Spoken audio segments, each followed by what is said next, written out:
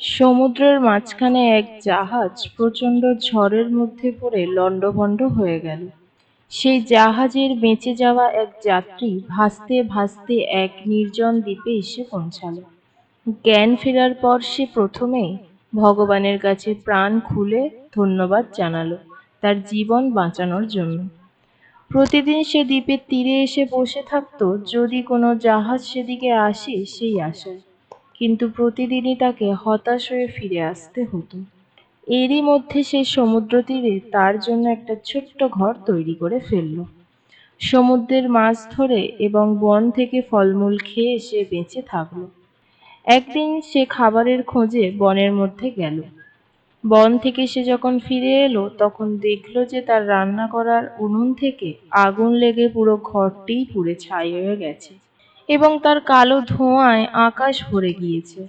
লোকটি চিৎকার করে উঠল, হে ভগবান, তুমি আমার ভাগ্যে এটাও রেখেছিলে। পরদিন সকালে এক জাহাজের আওয়াজে তার ঘুম ভাঙল। জাহাজটি সেই দ্বীপের দিকে তাকে উদ্ধার করার জন্যই আসছিল। সে অবাক হয়ে বলল, তোমরা কিভাবে জানলে যে আমি এখানে আটকা পড়ে আছি?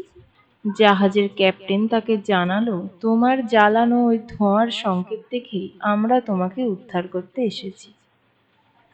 এই গল্প পড়ে আমরা এই শিক্ষাই গ্রহণ করতে পারি যে আমাদের জীবনে যখন যে ঘটনাগুলি ঘটে তা হয়তো ভালোর জন্যই ঘটে।